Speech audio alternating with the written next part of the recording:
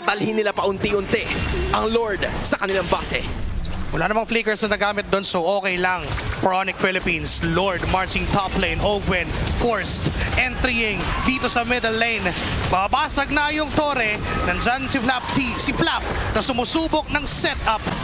Pero wala pa na dito pala!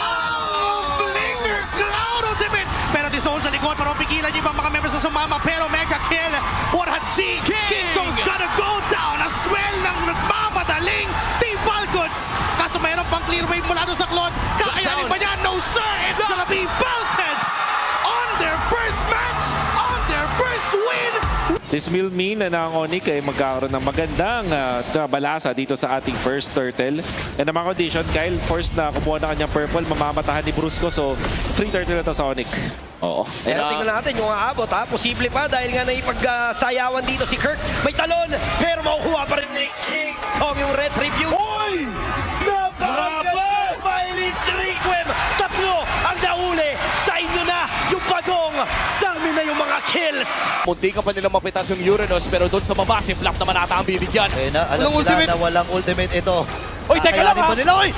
Oh my goodness, may outplay ata na mangyayari kasi si Haji sasama na rin. Nagamit yung kanyang flicker, pero kailangan na umatras dito ni Cortez. For Team Falcons, no, yung pressure talaga nila, parang every time na nag-group up ay may conversion na nagaganap na isa. Kung hindi man Torre, ay ganitong klase ang makikita. So maaaring mabigyan dito si Flap, pero mukhang ang gagawin niya lang dito ay itatry survive yung apat na miyembro. Kakaiba! Oh, wow! Insane! Na pinapakita ni Flap! Apat na miyembro! Mag-isa niya lang hinarapan at hindi siya nabigyan! At grabe ka na nga doon talaga, Flap. Hindi pa rin na-burst despite the crowd control. Of getting and scaling, pero sa ngayon, pagong na naman. 5 laban sa 5 ang posibleng mangyari dito na team fight onto the Turtle. Edward nakakaramdam, pero may real manipulation na inagaw itong si Uwe. Pero yung Turtle, mabibigyan sila dito ng penalty zone of Flicker. Coming in from Flap, tapos Blazy Duet pa. Makukuha yung pagawang walang iba kundi kay Kyle. Demon Kyle will fall down. Sabay tatalon lang tatalon nito si Edward. Ngunit siya ay nauhuli at siya'y nabibigyan. Sa bottom lane. So parang yun yung ano pala, no, isa ding sagot ng Import Esports. Bigyan ng space si Kirk.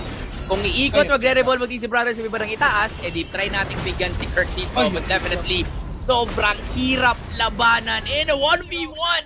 Kahit mag-flicker ka pa, hindi mo matatakasan si Flap. And even now, TZ Brothers may bandang itaas. Talagang dinadaan din sa backruhan ang laban na to. Flap. And ibang klase yung ginagawa niya dito. Kahit pa nandyan, naiwasan pa yung appraiser's run. Tatalon muli, hindi na nagsawa, napakakunat, able to get a kill.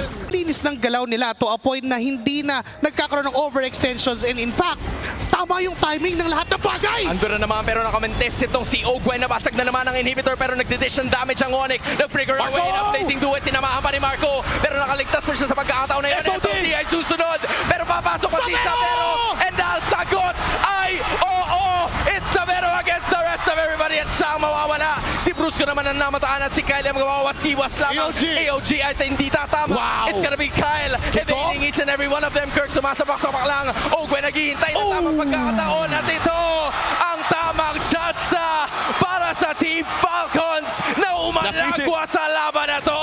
King Kong sinusubukan niya hulihin pero may puncture in Thorn Bros. Makakataka si King Kong. 4 na segundo kay Super Frizz. 5 para kay Savero. Kailangan niya dumepensa dito pero mukhang hindi naman na i-call ng Team Falcons na